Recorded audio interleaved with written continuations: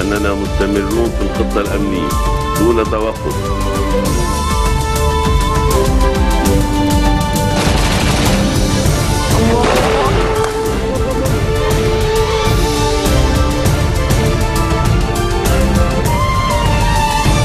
Good afternoon on this Friday, June 27th. I'm Yumna Naufal. These are today's headlines. The group calling itself the State of Damascus, Kalamoon, says via Twitter that 2 ISIL members targeted general security at the hotel in Raushe, about to carry more attacks against Hezbollah.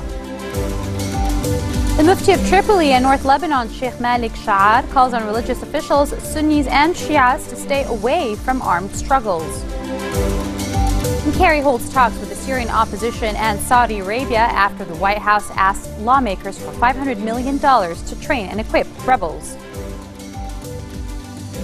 A previously unknown jihadist group linked to the Islamic State of Iraq and the Levant has claimed responsibility for the Jura Hotel suicide attack in Beirut. The group, calling itself the State of Damascus, Kalamoon, said via Twitter that 2 ISIL members targeted general security agents at the hotel in Raushe. It also vowed to carry out more attacks against Hezbollah and its agents, saying Wednesday's bombing was just a beginning. The Saudi suicide bomber blew himself up at the hotel when he detonated his explosives during a security raid. His accomplice, also a Saudi citizen, survived the blast and is being questioned at the hospital.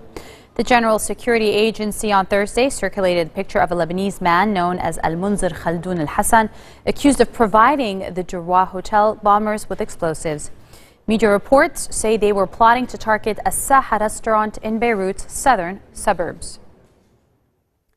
The Mufti of Tripoli and North Lebanon, Sheikh Malik Sha'ar, called on religious officials, Sunna and Shias, to stay away from armed struggle. People must not turn their weapons against each other and engage in a life of wars and fighting that does not know the meaning of love and peace, he said in a news conference on the eve of Ramadan.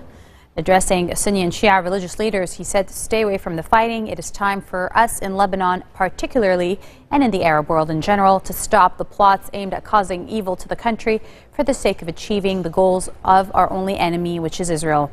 He also urged the various political parties to speed up the presidential elections. Electing a president must be a priority in Lebanon, he stressed. The country must not be without a head of state, one who would oversee the movement of the country from A to Z. The U.S. top diplomat headed for talks with the Syrian opposition and its key backer, Saudi Arabia, after the White House asked lawmakers for $500 million to train and equip vetted rebels. The move would mark a significant escalation of U.S. involvement in the 3-year-old civil war in Syria, which is now increasingly interlinked with a jihadist-led Sunni Arab insurgency in neighboring Iraq. Saudi King Abdullah, who is meeting Secretary of State John Kerry in the Red Sea city of Jeddah, has long called for greater U.S. military support for Syrian rebels, whom the Sunni kingdom has long backed. He has also been an outspoken critic of Iraqi Prime Minister Nouri al-Maliki, whose Shia-led government has seen insurgents sweep up a huge swath of territory north of Baghdad, including the second biggest city of Mosul, since June the 9th. A Sudanese woman facing death threats after her apostasy death sentence was overturned has been given refuge at the U.S. Embassy in Khartoum. Daniel Wani, her husband, said that Maryam Ibrahim and his 2 children were doing well at the heavily guarded facility on the outskirts of the Sudanese capital. Ibrahim had spent several weeks on death row after being found guilty of abandoning Islam and marrying Wani, who is a Christian. She was later released, but then charged with forgery while leaving the country on a South Sudan travel document. She sought U.S. protection after being released on bail on Thursday. The U.S. State Department said Ibrahim and her family were in a safe location, and Sudan's government has assured that the family's continued safety.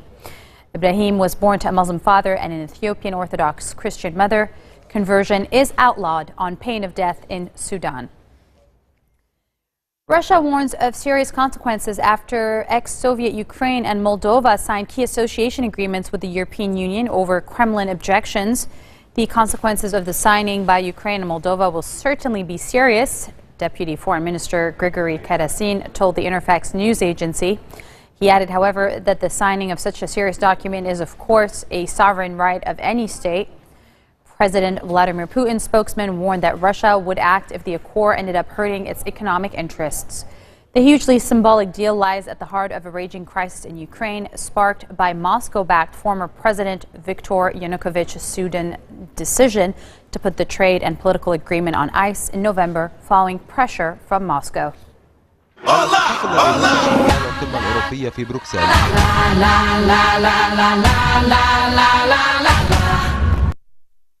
Thomas Muller scored his fourth goal of the World Cup as Germany defeated the United States 1-0 to win Group G ahead of the Americans, who also advanced to the knockout stage of the World Cup despite losing. With 2 wins and a draw, Germany topped the group with 7 points, while the U.S. progressed with 4. Portugal beat Ghana 2-1, but both were eliminated. Portugal also finished with 4 points, but the U.S. had a better goal difference. Fans around the United States watched with mixed emotions during the match, but ultimately were jubilant that the U.S. advanced to the round of 16 despite the loss. The United States will face the winner of Group H, which is currently led by Belgium. Coming up, terrorist expert Max Abrahams joins us to talk Iraq and more. Stay with us.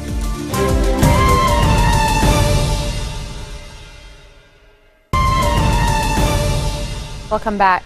Prime Minister Nouri Maliki conceded that political measures are needed alongside military action to repel the Sunni insurgent offensive that is threatening to tear Iraq apart.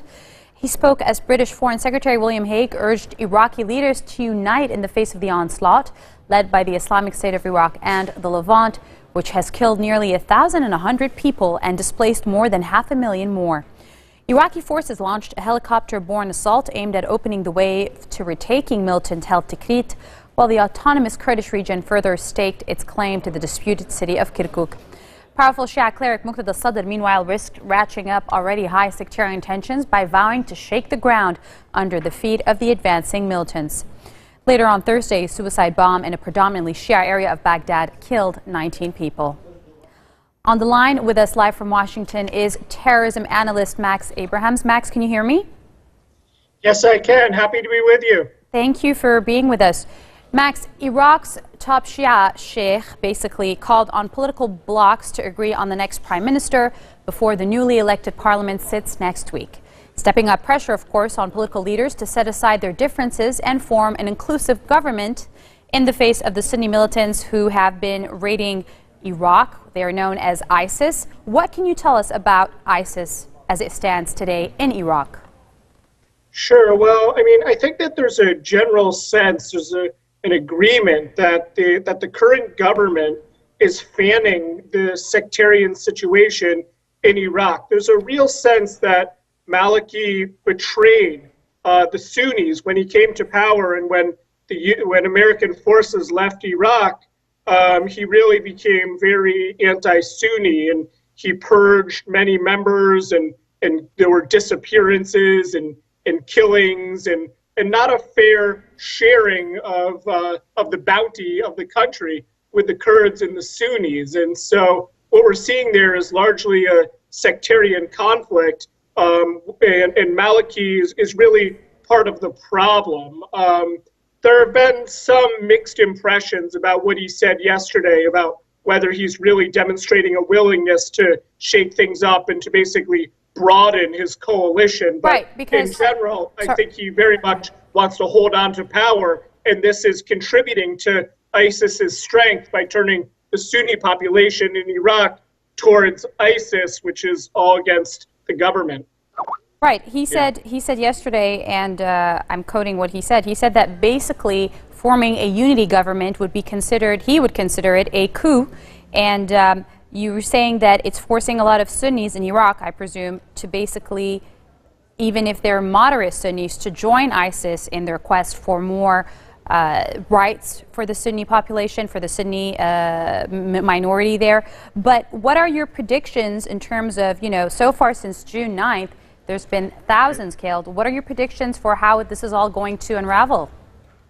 Well, the important thing to remember is that throughout history, very, very few terrorist groups have achieved their political aims. Generally speaking, when there's a terrorist attack, because there's a universal understanding that blowing up civilians is morally wrong, generally the population turns against the terrorist group. And so what I would have expected to happen already is for ISIS to become less and less popular because its tactics have been so extreme against the population, both in Iraq as well as within Syria.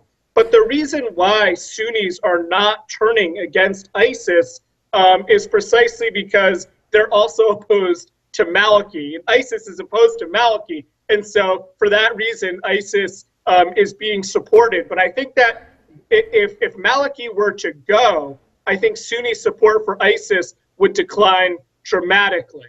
And so the future of ISIS really depends on all sorts of dynamics related to how the local population understands the alternative to ISIS. All right. You mentioned Syria as well. How do you think, ISIS is also making gains on the northern part of Syria? How do you differentiate between the ISIS that's taken over in Iraq and the ISIS that's in Syria? I mean, we know there are different Sunni groups and several, Bashar al-Assad. That's a very good question. I think that analytically speaking, it's really hard to differentiate the two. I mean, the border between Syria and Iraq is very porous, and we're talking essentially about the same exact militants traveling between Syria and Iraq. For whatever reason, though, it does seem that my government, that in Washington, the Obama administration is trying to make a distinction between ISIS in Syria and ISIS in Iraq. It's a very sort of confusing, muddled policy that really became quite apparent when apparently Syria launched attacks within Iraq against ISIS, and the U.S. supports Maliki, right, or Assad, and both leaders are fighting against ISIS. And so I think that the United States needs a lot more consistency with respect to what's going on in both the Levant and the Gulf as they become more and more interrelated. Well, here's one last question for you. This morning we got news that the U.S. government has vowed to deliver $500 million in aid in order to help arm rebels in Syria. U.S. Secretary of State John Kerry is on his Middle Eastern tour right now, and he's currently in Saudi Arabia talking about the Syrian opposition and how to help the Syrian opposition. But part of the Syrian opposition is ISIS. So what does this really say about the U.S. government's stance towards Syria and the Syrian opposition specifically as it stands today, June of 2014? That's a very good point. I think that it shows that Washington is very confused. I mean, there's a desire on the part of Washington to get involved in a meaningful and productive way in removing Assad, but not empowering ISIS in the process. And the presumed way of doing that is by empowering moderate rebels who are an alternative to ISIS and Assad. But in reality, as you know, ISIS has stolen many of the weapons from these weaker kinds of groups. And so I expect there to be blowback and a lot of unintentional negative consequences where these so-called moderate militants are not actually as carefully vetted as we would like, and they're certainly nowhere near as capable as we would like. And I predict that many of those arms will fall into the hands of ISIS, even though that's our enemy. Well, that doesn't sound too promising, but thank you so much for being with us. That was the terrorist analyst that we speak to from Washington, D.C., Mr. Max Abrahams, on the line. Thank you. And on that note, I'm going to mark the end of our bulletin and remind you of today's headlines. A group calling itself the State of Damascus Kalamun says via Twitter that 2 ISIL members targeting general security at the hotel in Rawshe are vowing to carry out more attacks against Hezbollah. The Mufti of Tripoli in North Lebanon, Sheikh Malik Sha'ad, calls on religious officials, Sunni and Shia, to stay away from armed struggle. And Kerry holds talks with the Syrian opposition and Saudi Arabia after the White House asked lawmakers for $500 million to train and equip rebels. That wraps up a long month here of news. We will be back after Ramadan if it starts tomorrow. A happy season to all of you. Ramadan Kareem from all of us here at Future. And we'll see you soon. Take care. أننا مستمرون في الخطة الأمنية دون توقف.